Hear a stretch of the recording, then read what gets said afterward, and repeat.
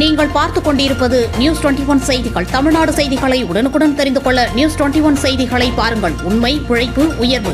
வடமதுரையில் பேக்கரியில் பற்றி எரிந்த தீ, சிலிண்டர் வெடித்து கொழுந்துவிட்டு எரிந்ததால் பரபரப்பு. திண்டுக்கல் மாவட்டம் வேடசந்தூர் தாலுகா வடமதுரையில் உள்ள திண்டுக்கல் திருச்சி தேசிய நெடுஞ்சாலை 4 வழிச்சாலையில் தென்னம்பட்டி பிரிவு அருகே உள்ள பிரான்சி கஃபே என்ற பேக்கரி கடையில் இன்று மதியம் 1:30 மணி அளவில் மின்கசிவு காரணமாக திடீரென தீப்பற்றி எரிந்தது. மேலும் உள்ளே வைத்திருந்த சிலிண்டர் வெடித்ததால் மேலும் மளமளவென தீ அதிகமானதாக கூறப்படுகிறது. மின்வயரில் மின்கசிவு காரணமாக பட்டாசு போல் வெடித்தது. கடையின் முன்பாக நிறுத்தியிருந்த இருசக்கர வாகனங்களிலும் தீப்பற்றி கொழுந்துவிட்டு எரிந்தது.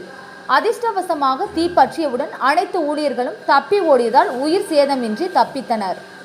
சம்பவம் குறித்து வேடசந்தூர் மற்றும் திண்டுக்கல் தீயணைப்பு துறையினர் சம்பவ இடத்திற்கு விரைந்துள்ளனர். விபத்து குறித்து வடமதுரை போலீசார் விசாரணை நடத்தி வருகின்றனர். பாலக்கோட்டில் பைனான்சியரை கடத்தி பணம் பறிக்க முயன்ற வெளிமாநில கூலிப்படையினர் 5 பேர் கைது. தருமபுரி மாவட்டம் பாலக்கோடு அண்ணாநகரை சேர்ந்தவர் சக்திவேல், வயது 54. இவர் பாலக்கோடு பகுதியில் பைனான்ஸ் நடத்தி வருகிறார்.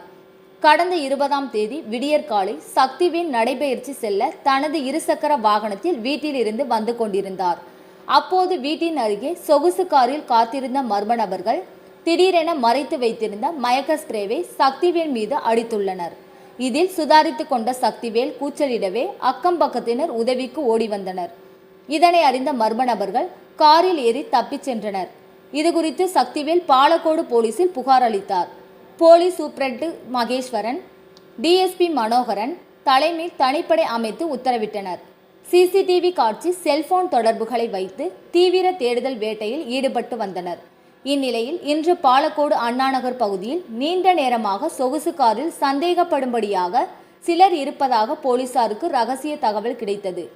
இதையடுத்து விரைந்து சென்ற போலீசார் சொகுசு காரில் இருந்த 5 நபர்களை சுற்றி வளைத்து பிடித்ததில் ஒருவர் காரில் இருந்து எகிரி குதித்து தப்பிக்க முயன்றதில் கைமுறிவு ஏற்பட்டது. அவரை சிகிச்சைக்காக பாலக்கோடு அரசு மருத்துவமனையில் சிகிச்சைக்காக சேர்த்தனர்.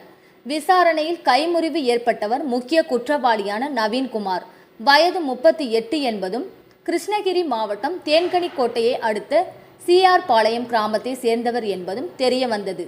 மேலும் அவர்களது கூட்டாளிகளான கர்நாடக மாநிலம் பெங்களூரை அடுத்துள்ள தொட்டவிநாயகா லே அவுட்டை சேர்ந்த திருவென்குமார், வயது 25, உடுப்பியை சேர்ந்த பிரமித் சால்டானா, வயது 29, ஹீப்ளியை சேர்ந்த தேஜாஸ், வயது 26, ஆந்திரா மாநிலம் சித்தூரை சேர்ந்த நவீன், வயது 24 என்பதும் இவர்கள் பணக்காரர்கள் தொழிலதிபர்களை குறிவைத்து கடத்தி சென்று கோடிக்கணக்கில் பணம் பறித்து வருவதும், ஏற்கனவே இவர்கள் மீது பல்வேறு மாநிலங்களில் ஆள்கடத்தல் வழக்கு உள்ளதும் தெரிய வந்தது.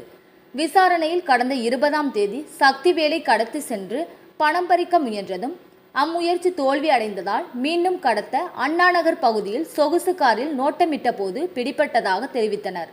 அதனைத் தொடர்ந்து அனைவரையும் கைது செய்து நீதிமன்றத்தில் ஆஜர்படுத்தி தருமபுரி சிறையில் அடைத்தனர். நியூஸ் 21 செய்திகளுக்காக முனியப்பன். கள்ளக்குறிச்சி மாவட்டம் சின்னசேலத்தில் சிறுமலர் மேல்நிலைப்பள்ளி, இதயா நர்சரி பிரைமரி ஸ்கூல், சிறுமலர் தொடக்கப்பள்ளியில் தமிழ்நாடு அரசு வழங்கும் நலத்திட்டங்கள் அனைத்தும் மாணவ மாணவிகளுக்கு முழுமையாக வழங்கப்படும். 1ஆம் வகுப்பு முதல் 8ஆம் வகுப்பு வரை தமிழ் வழி கல்வி முற்றிலும் இலவசம்.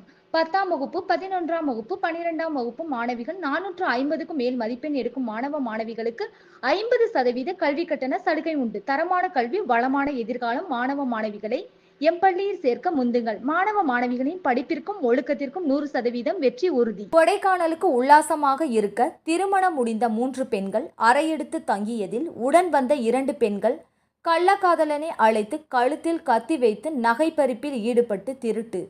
2 பெண்கள் உள்ளிட்ட 3வரை கைது செய்து 8.5 பவுன் நகையை மீட்ட காவல்துறையினர். திண்டுக்கல் மாவட்டம் சீலப்பாடி அபிராமி நகரை சேர்ந்த பகவதி ராஜ் மனைவி அனிதா, வயது 28. இவருடைய தாயார் ஊரான தேனி மாவட்டம் கங்குவார்பட்டியை அடுத்த ஜி கல்லுப்பட்டி பகுதியில் வசிக்கும் ஊருக்கு அடிக்கடி செல்வது வழக்கம். இந்நிலையில் இந்த ஊரில் வசிக்கும் நந்தினி, வயது 24, லாவண்யா, வயது 22 உள்ளிட்ட இருவருடன் பழக்கம் ஏற்பட்டுள்ளது. மேலும் அனிதா கழுத்தில் அதிகமாக நகை அணிந்து எப்போதும் இருப்பார் என கூறப்படுகிறது. அப்போது நந்தினியும் லாவண்யாவும் கொடைக்கானலுக்கு போக இருப்பதாகவும் நீயும் வா என்றும் இந்த மூவருக்கு பழக்கமான ஆண் நபரை வரவழைத்து உல்லாசமாக இருக்கலாம் என கூறி கடந்த 21ஆம் தேதி திண்டுக்கல் மாவட்டம் கொடைக்கானலுக்கு வத்தலக்குண்டு பேருந்து நிலையத்தில் இருந்து இந்த மூவரும் தனியார் பேருந்து மூலம் கொடைக்கானலுக்கு வந்துள்ளனர். வந்த இந்த 3 பெண்கள் மூஞ்சிக்கல் பகுதியில் பேருந்தை விட்டு கீழ் இறங்கி இங்கிருந்து சுமார் 1.5 கிலோமீட்டர் நடந்தே சென்று தெரு பகுதியில் உள்ள தனியார் விடுதியில் அறை எடுத்து தங்கியுள்ளனர். இதில் சிறிது நேரத்திலேயே அறையின் கதவை தட்டும் ஒலி கேட்டு நந்தினி கதவை திறந்துள்ளார். இதில் உள்ளே குரங்கு தொப்பி, முகக்கவசம் அணிந்து உள்ளே அடையாளம் தெரியாத நபர் திடீரென புகுந்து கத்தியை லாவண்யா மற்றும் அனிதா கழுத்தில் கத்தியை காட்டி அனிதாவிடம் இருந்து 8 பவுன் தங்க நகை மற்றும் லாவண்யா, நந்தினி இருவரிடம் இருந்து 1.5 பவுன் உள்ளிட்ட 9.5 தங்க நகையை பறித்து கொண்டு அந்த அறையை விட்டு வெளியே தப்பி ஓடினான். இதனையடுத்து அனிதா அங்கே மயங்கி கீழே விழுந்தார். உடன் இருந்தவர்கள் அவரை மயக்கத்தை தெளிய வைத்தனர். இந்த மூவருக்கு பழக்கமான ஆண் நண்பர் அறைக்கு வந்துள்ளார். இது குறித்து ஆண் நண்பனிடம் தெரிவித்த பிறகு கொடைக்கானல் காவல் நிலையத்தில் இது குறித்த புகார் அளித்தனர். இதனையடுத்து கொடைக்கானல் காவல்துறையினர் தீவிர விசாரணையில் ஈடுபட்டும் சிசிடிவி காட்சிகள் அடிப்படையில் விசாரணையில் ஈடுபட்ட போது இந்த 3 பெண்களுடன் மூஞ்சிக்கல் பகுதியில் இருந்து தனியார் தங்கும் அறைக்கு சென்ற வரையிலும் பின்தொடர்ந்து ஒருவன் சென்றது சிசிடிவி காட்சி அடிப்படையில் விசாரணை மேற்கொண்டதில் நந்தினி மற்றும் லாவண்யா உள்ளிட்ட இருவருடன் கள்ள காதலனாக இருந்த திண்டுக்கல் கட்டகாமன்பட்டியை சேர்ந்த சாந்தகுமார் வயது 22 திருமணம் ஆகாதவர் என்பதும் இந்த மூவரும் அனிதா நகைக்காக திட்டமிட்டதும் நந்தினி ஒப்புக்கொண்டது விசாரணையில் தெரிய வந்தது. தொடர்ந்து இந்த மூவரும் மீது திருட்டு உள்ளிட்ட பிரிவுகளின் கீழ் வழக்கு பதிவு செய்து தீவிர விசாரணையில் ஈடுபட்டு வருகின்றனர். மேலும் 8.5 பவுன் நகை பறிமுதல் செய்யப்பட்டுள்ளது. இந்த சம்பவம் கொடைக்கானல் பகுதியில் பெரும் பரபரப்பை ஏற்படுத்தியுள்ளது. நியூஸ் 21 செய்திகளுக்காக கூல் சுரேஷ். கர்த்தாரப்பட்டியில் நொரம்பு மண் கடத்திய டிப்பர் லாரி பறிமுதல். தர்மபுரி மாவட்டம் பாலக்கோடு சுற்று வட்டார பகுதியான கர்த்தாரப்பட்டி, மரகத அள்ளி, எர்ண அள்ளி, மணியக்காரன் கொட்டாய், தண்டு காரண அள்ளி, மாரண்ட அள்ளி, ரெட்டியூர் உள்ளிட்ட ஏரிகளில் இரவு நேரங்களில் சமூக விரோதிகள் தொடர்ந்து நொரம்பு மண் திருட்டில் ஈடுபட்டு வருகின்றனர். இந்த திருட்டிற்கு வருவாய்த்துறையினர் மற்றும் கனிமவள அதிகாரிகள் உடந்தையாக இருந்து வருவதாக பொதுமக்கள் தொடர்ந்து மாவட்ட நிர்வாகத்திற்கு புகார் அளித்து வந்தனர். மாவட்ட ஆட்சியர் சதீஷ் நொரம்பு கொள்ளையர்களை பிடிக்க உத்தரவிட்டதின் பேரில் இன்று விடியற்காலை தாசில்தார் ரஜினி மற்றும் கிராம நிர்வாக அலுவலர் ஆகியோர் கர்த்தாரப்பட்டி சாலையில் கண்காணிப்பு பணியில் ஈடுபட்டிருந்தனர்.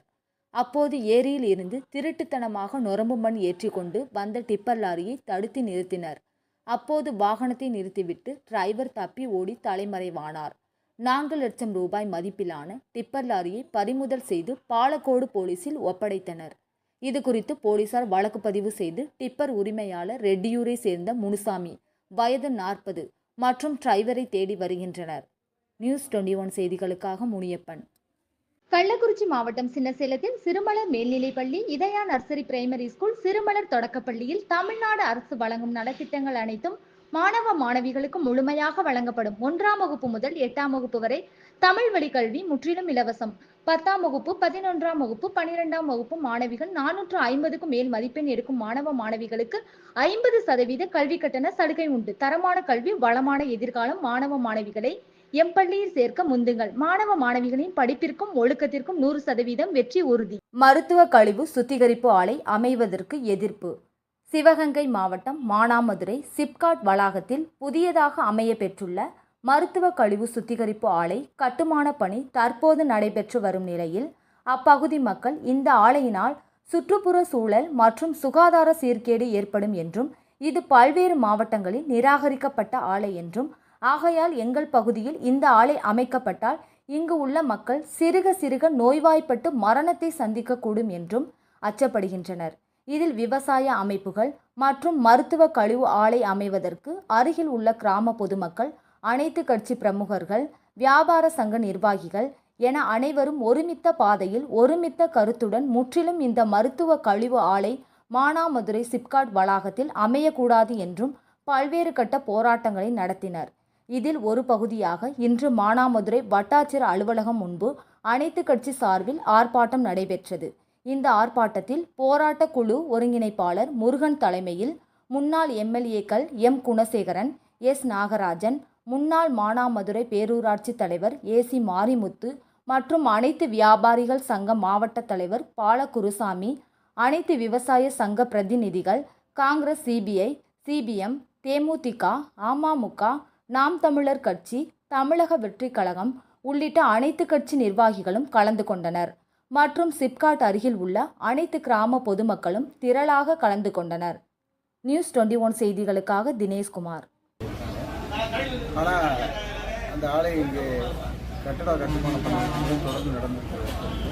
நம்ம மீண்டும் மாவட்ட ஆட்சியர் இந்த ஆலையினுடைய பேராபத்தை சம்பந்தமாக இதை தடை செய்யணும்னு சொல்லி கோரிக்கை வச்சோம்.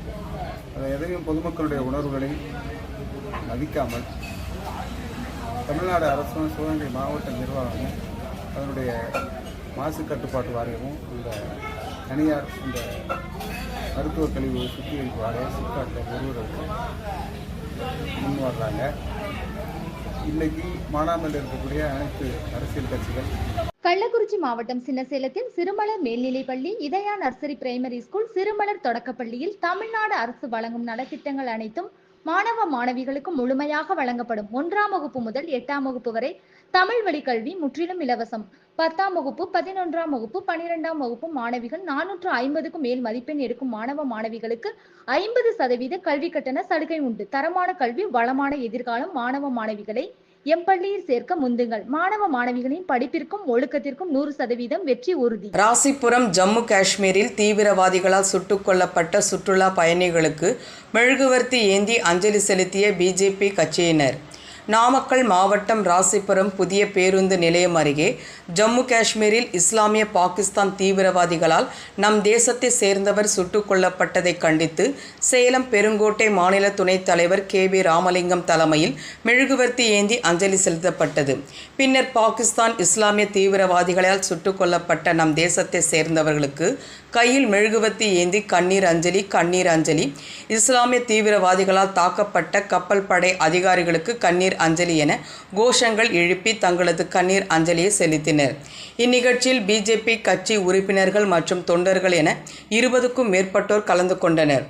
நியூஸ் 21 செய்திகளுக்காக நாமக்கல் மாவட்ட செய்தியாளர் சீனிவாசன்.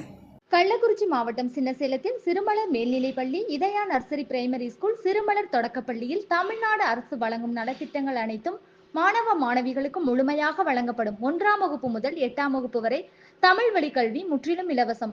10ஆம் வகுப்பு, 11ஆம் வகுப்பு, 12ஆம் வகுப்பு மாணவிகள் 450க்கும் மேல் மதிப்பெண் எடுக்கும் மாணவ மாணவிகளுக்கு 50% கல்வி கட்டண சலுகை உண்டு. தரமான கல்வி, வளமான எதிர்காலம். மாணவ மாணவிகளை எம்பள்ளியில் சேர்க்க முந்துங்கள். மாணவ மாணவிகளின் படிப்பிற்கும் ஒழுக்கத்திற்கும் 100% வெற்றி உறுதி. கலவையில் திடீரென பொதுமக்கள் சாலை மறியல். ராணிப்பேட்டை மாவட்டம் கலவை சென்னசமுத்திரம் சாலையில் கலவை கிளநூல் நிலையம் மற்றும் பேரூராட்சி இரவு தங்கும் விடுதி மற்றும் அப்பகுதியில் 28க்கும் மேற்பட்ட குடும்பங்கள் கடந்த 65 ஆண்டுகளாக வசித்து வருகின்றனர்.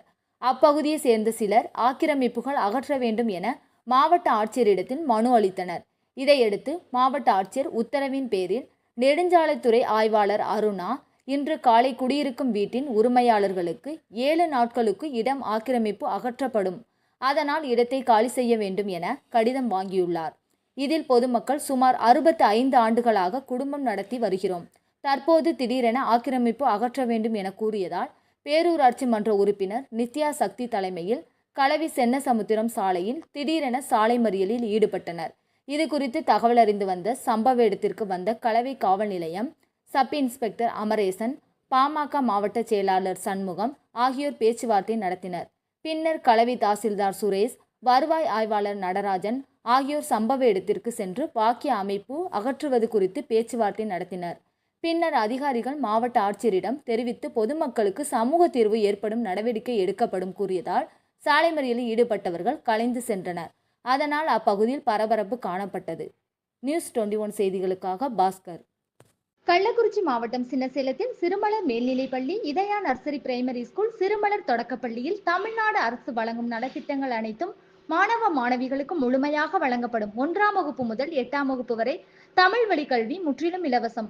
10ஆம் வகுப்பு, 11ஆம் வகுப்பு, 12ஆம் வகுப்பு மாணவிகள் 450க்கும் மேல் மதிப்பெண் எடுக்கும் மாணவ மாணவிகளுக்கு 50% கல்வி கட்டண சலுகை உண்டு. தரமான கல்வி, வளமான எதிர்காலம். மாணவ மாணவிகளை எம் பள்ளியில் சேர்க்க முந்துங்கள். மாணவ மாணவிகளின் படிப்பிற்கும் ஒழுக்கத்திற்கும் 100% வெற்றி உறுதி. அனைத்திந்திய அண்ணா திராவிட முன்னேற்றக் கழகம் சார்பில் மேல்மலையனூர் ஒன்றியம் மகளிர் அணி சார்பில் திமுக அரசின் அமைச்சர் பொன்முடி ஆபாச பேச்சை கண்டித்து மாபெரும் கண்டன ஆர்ப்பாட்டம். விழுப்புரம் மாவட்டம் மேல்மலையனூர் ஒன்றியம் அனைத்திந்திய அண்ணா திராவிட முன்னேற்றக் கழகம் ஒன்றிய மகளிர் அணி வளர்மதி லலிதா தலைமையில் மாபெரும் கண்டன ஆர்ப்பாட்டம் நடைபெற்றது. திமுக அரசின் அமைச்சர் பொன்முடி ஆபாச பேச்சை கண்டித்து கண்டன ஆர்ப்பாட்டமானது நடைபெற்றது. பெண்களை ஆபாசமாக பேசிய பொன்முடி உடனடியாக கைது செய்ய கோரியும், பொன்முடி உடனடியாக பதவி விலக கோரியும், பெண்களை இழிவாக பேசிய பொன்முடி இனி பதவியில் இருக்கக்கூடாது என்றும் கண்டன ஆர்ப்பாட்டத்தில் முழக்கமிட்டனர். கண்டன ஆர்ப்பாட்டத்தில் ஒன்றிய செயலாளர்கள் புண்ணியமூர்த்தி, பட்டி பாலகிருஷ்ணன், மாவட்ட வழக்கறிஞர் பிரிவு பொருளாளர் அருண் தத்தன், தகவல் தொழில் பிரிவு மாவட்ட இணைச் செயலாளர் சத்யராஜ், ஒன்றிய கவுன்சிலர் பிரியா புண்ணியமூர்த்தி, ஒன்றிய கிளை கட்சி நிர்வாகிகள் மற்றும் பொதுமக்கள் என ஏராளமானோர் கலந்து கொண்டனர். நியூஸ் 21 செய்திகளுக்காக ராஜாமணி.